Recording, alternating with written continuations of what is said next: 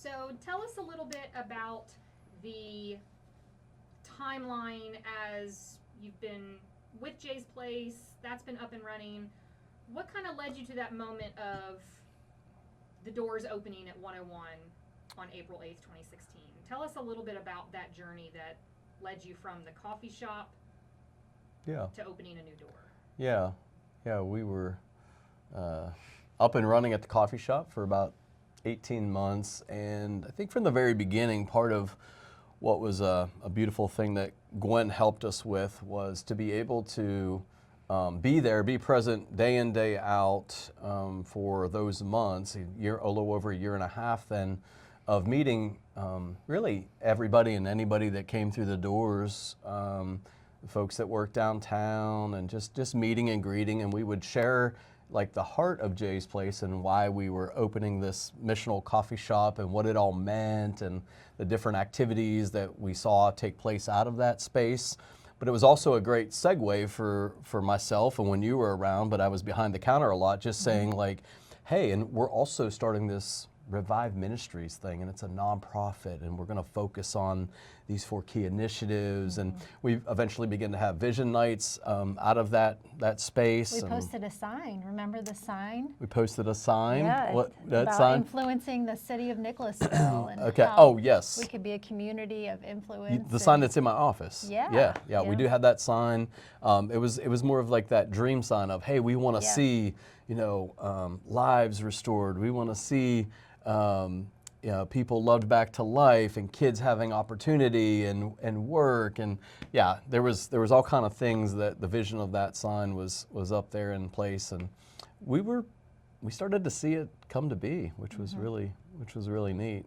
And it was during that time that Gwen kind of gave me a little bit of a push. We were praying. It was nearing the 18 months, and the one thing that she always knew was that she didn't have me forever. She was committed to help us with the vision to start this nonprofit. So we were in the background doing the paperwork, getting all that stuff in order, and early board members, and she was doing some connecting for us with people. We'd have some advisory meetings down there with a few other folks, and it was fun. But she began to push. And I remember one week she came and said, hey, have you been considering a place to start this Revive Life House? And I said, yeah, I've been thinking, I've been praying a little bit, haven't looked much. And she said, why don't you start looking? And I said, okay. So we started looking, and I think it was like the next day or something, or maybe even that night. This is how God was working. And we saw that 101 Richmond Avenue was for sale. It was actually going to be up for auction. And that was like the kind of the spark that got it going. And I remember going there that day with Gwen, myself. Were you with us that morning? I can't remember. No. Okay. It was rainy. The tents were out. And we just both looked at each other. Gwen and I said, like, okay, this has to be a God thing. And if it's not, we'll know it. And I don't know, maybe 75, 100 people. And really and truly, there was only about 4 or 5 people that bid when the auctioneer started putting it up for auction. And quickly, like 3 of them fell out pretty quickly, and then there was only 3, and then there was only us and 1 other person. And I just remember Gwen saying, what do you think? And I'm like, I don't know what to think. I'm excited, I'm scared, like this is crazy amazing. And we ended up winning the bid. We ended up winning the auction in the house and the sale of the house, and it was just an amazing day. And yeah, you called me after winning the bid. You said, you're not going to believe this. You're not going to believe it. We won that bid. I was like, what? Now it's real. Now we actually have to do something. Yeah, we got the brick this. and mortar. Now it's real. Yeah. Was some of the prep work for you to you've got a very clear heart for hospitality, so we've got this house, we know that people are going to be welcomed into it. What kind of footprint did you want to leave as you prepared to open these doors? Yeah, so a couple things. One was in the aspect of our clinical care, but then also in the environment that people were walking into. I think first to our first clinical director, Jay Tomlin, who is remembered very well. Unfortunately, he passed away in 2018. It was a huge loss, not only for Revive, but more importantly for his family. He was very formative in those years in helping formulate our clinical care. He was a licensed social worker. He was a get her done kind of guy. He got things done. He was. He was very instrumental in getting our curriculums and helping us apply for licensure and all that stuff. My heart is very close to the clinical world, so I was very excited about that, and to see some of that actualized and realized and coming to play through Jay. And then you know, having, you know, he was like, okay, Casey, I think you could teach this, and I was a little bit nervous about that too. But I also think about the environment of the home. We did have quite a few volunteers come in and clean and paint and set up bunk beds and all that stuff. Got the house ready. Got the house ready. The community really rallied. They really a lot did. of church support, Yes. a lot of individual volunteers. We even really needed the volunteers to get started. I think of too many to name, and I don't want to leave anybody out, but you know who you are. And it was just amazing to see the community rally together to support the work that was starting. Absolutely, absolutely. And then just to, you know, beforehand, really talk through what would it look like for someone to walk through our doors and come into our care, full-time into our care. So talking through that with Todd and with Jay and a few others, and understanding not only the paperwork that needed to happen, but also like, how do we want people to feel when they walk in here? And to this day, I have heard so many times exactly what the first person said. I feel so loved here. It feels like family. To this day, we hear the same thing. So we really set that precedence up front with our first client, and it continues to the last client that walked through the doors or is walking through the doors right now. How, especially in those first few, you know, those final months leading into it and those first few days or first few months of being open, where did you see yourself in this ministry, and how did you grow? Good question.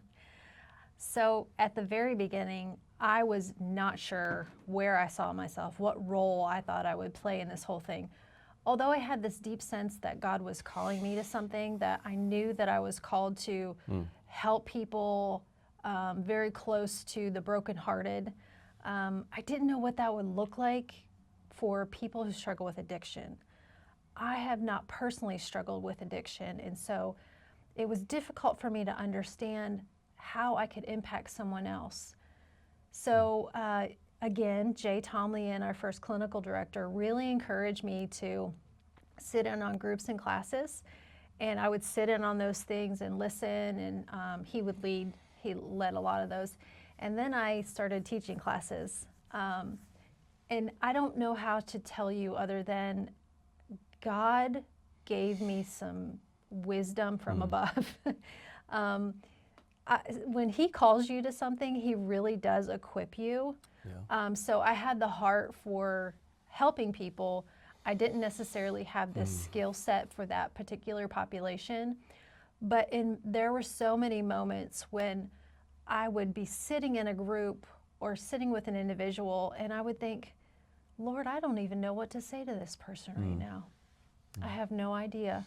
And sometimes you don't need to say anything. But then other times, God would just download something into me. And if he's ever done that to you, you know what I'm talking about. It's like that you know that thought didn't come from your head. It came straight from God. And it would speak directly to what that person needed. And in those moments, I was leaning even more into my faith, realizing, okay, I think I can do this. Not my natural ability, but in a supernatural ability through the help of God. His Holy Spirit within of me, I can do this because it's something that he wants me to do. And so through that, I've had a ton of experience since then. And so now I have more skill set, but honestly, it was those early days I was leaning more on my faith. And I'm reminded often, like, hey, you might have the skills now, but you also need to lean into those downloads, those small nuggets that God gives you. That's so good. That's so good. I think the grace for me, there was some of that. I think the grace for me was a little bit different. Probably more so like correction, and the teaching of the Holy Spirit in my life in that time was a lot of grace for forgiveness for myself and probably for the staff and other people. You know, growing in patience and growing in kindness and growing in love and grace, which love and grace, I never had a hard time extending that. I think early days we were talking about, like, you know, that I probably needed more help on the other side of, like, having more, you know, boundaries in place, because I wanted, how could I not extend grace when I had experienced so much grace in my life? It's very hard for me to not continue to want to love people back to life and give them grace and give them that, you know, second, third, fourth, or 10th chance. But I just remember a lot of growth in spiritual life and leadership. I really did enjoy bringing and rallying a team together that was forming around the vision. And I remember just those coachable moments for myself, but then also with our staff and letting them know, like, hey, we're in this together. You know what I mean? We're in this together, and I need grace, you need grace, and we're going to figure this thing out together. And I think I really enjoyed the beauty of that, and how God was leading us in that time was pretty incredible. Think a little bit about the day where one house went to two houses, when growth really became obvious. You started to expand. You saw the need. You were able to meet those needs. What did it feel like when you went from the first house to the second house? All I know is that every time we grew from one house to the next location, all I remember is me moving into a new office. Yes, because that is very true. I think that was part of it, was like, Yes.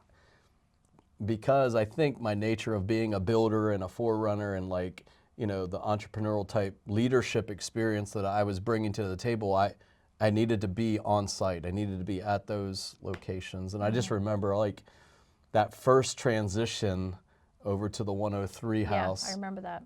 Being there, set up with a desk and all that.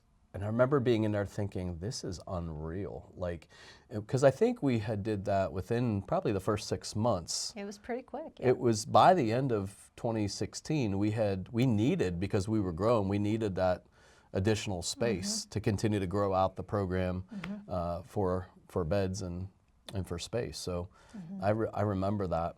But I just remember thinking, like, this is insane. What are we doing? It did feel surreal. Yeah. It felt like, really? Like, is this really possible? Is this really happening? Like, we have another spot. I don't think now it feels too surreal. You know, I think we've gotten used to, you know, as we grow and expand. But yeah, it felt surreal. You did give up a lot of offices. That's for sure. Yeah. Yeah. I think it was up until last year, or no, 2 years ago. I'm sorry, 2 years ago. Yeah, that's true. I had an office to land in and call my own. Yeah. I also remember a time when early on, Julie Beagley has been with us even before we opened the doors. She would help clean and come in and just be with the guys. Her and her husband did. She came to me and said, "Who is doing your pre-offs?" And I was like, "I don't know what that is." And she said, "Oh, well, let me tell you what that is." And she was very gracious. And she ended up doing our pre-auths with insurance companies. She figured out the whole process. And to this day, she still does pre-auth authorizations, utilization review. So she's been a huge blessing to us. She did something that we could not do and we did not even know to do. That's right. That was a huge help. And every time we grew, whether it's getting another facility or having more people, she has really always been there, not just for the ministry, but also for us personally as a friend and as a support. I think of her. Yeah. It makes me think about, too, the complexity of what God had called us to and the vision that was unfolding. There were many of those Julies and other positions that this is too big for any just one person to be able to do or to know it all. Now, yeah, I think you and I pretty much wore every hat that we could possibly wear, getting something up and running. But there were things like what Julie brought to the table. There were things with medical and on the clinical side that we just didn't have, but we knew that God was fitting the pieces of the puzzle together to make it all work. And in that requires a lot of leadership, responsibility and empowerment and delegation of things. And at times, I think over the years, it was like we weren't doing it because we're that good. We were doing it out of necessity. Yes, and as absolutely. we did it out of necessity, we were stretched and we were growing. And like I said, we made plenty of mistakes and had to ask for lots of forgiveness along the way. But yeah, remember when the power went out at 101? I was sitting at my desk. I was in the front at 101. The power goes out, and everybody's like, "What is happening here?" I think we may have had 101 and 103 at the time or something like that. So the electric went out? What is happening here? The electric went out. We found out later that I was responsible for paying the electric bill, and it was on me. So that's right. After that, I was no longer responsible for paying God. any of the bills. So fortunately, then I think after that, Deanna Hardy was one of the ones who got hired on. So fun. I haven't paid bills at Revive since that time, and I have no desire to. So God bless our finance team. Thinking about the last 10 years, especially those early years of Lifehouse, knowing that there are going to be countless milestones, highlights, and special moments, what's the first one that comes to your mind?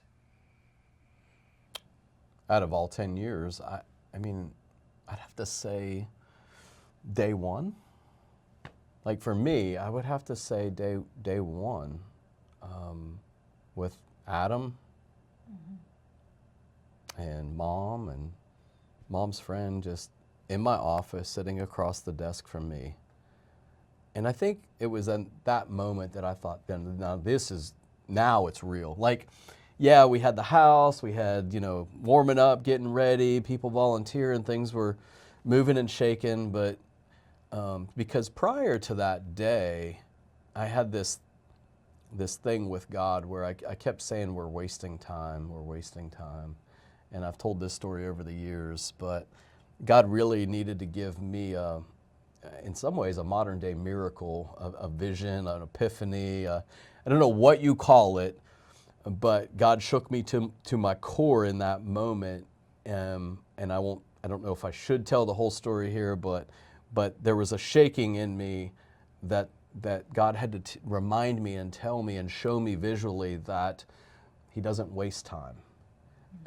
And so it wasn't but a few short weeks later was a monumental day for me in the memory of the last 10 years, that day one with Adam coming through the door and looking at him across the desk with his mom and just with tears in my eyes saying, if you were the only one, Adam, if you were the only one to ever walk through these doors, we did all of this for you. And we to this day, we truly meant it, and we do mean it, because we believe that's the heart of God in the work. When we're moved to unto the least of these, when we're moved to a place of compassion, we would do anything and everything by the love and the grace of God to meet a person in need, and that was the heart of this thing. That's why we were doing it, and we truly meant that. If he was the only one, we did it all for him because he's worth it. And that's the love and the grace and the value that we wanted to show through Revive. I think a pivotal moment for me personally was when our first client passed away. I remember where I was sitting. I remember the look on Todd's face when he got the call. I know our oldest was sitting with us on the couch. I'm not sure if our other children were. And because we were so small, our kids knew the clients that we were serving. I had brought them to work. We were just a close-knit, group of people. And so my children knew Adam. And I think that it really hit home for me, not only because we got very close, but also because it was this high that we saw this person experience healing and renewal and a revival in their spirit, in their soul. And then this happens. And so I think that being our first person and being our first experience with someone who passed away, unfortunately, it's also prepared us for future clients who we have worked with and who have since passed away. The reality is, in the field that we work in, unfortunately, we have had other people we have served who have passed away. And while we have a hope that this isn't the end for them, we also had a hope that there would be more on this side of eternity that we would get to experience with them. So there's just a lot of mixed emotions, that in the talking with family members and being there for people, being there for the employees. Having to make those calls. It's a pretty devastating blow. My heart always is more with family members and how that impacts them, of course. Yeah. But I'll never forget that day. I'll never forget I was drinking my coffee. It was 6 a.m. in the morning, and I just remember your face turning white, and that just, it doesn't get any easier when we get a call like that. Yeah. Throughout the years, many highs and many lows. For sure. Lots of things to celebrate and lots of things to be, in some ways, use the word sober about. The sobering reality of that life can change in a heartbeat. And we grow to love the clients we serve and love our staff. And anytime there's tragic things that happen, it's always very difficult. I think it really helps you. The weightiness of the work also helps you not take moments for granted. Sure. Yeah, for sure. Something that I've learned from all of it is, if I feel like God is asking me to do something, if I have that convicting thing down deep inside of me and I believe it's from God, and I don't do it, I have a missed opportunity, I don't know if I'll ever have that opportunity again. And I really take it serious. I whenever God is asking me to do something, whether I look dumb or not, or say something that people are like, whatever, it's just, she just talking, whatever, of course that's just what she does or whatever. It's not necessarily that. Yes, I am someone who wants to encourage people, but I'm also listening in because I just don't know. I don't know if I'll have that opportunity with that person again. Yeah, I just remember I used to say this. You probably heard me say it over the years, especially with our staff, because I think this is really important too.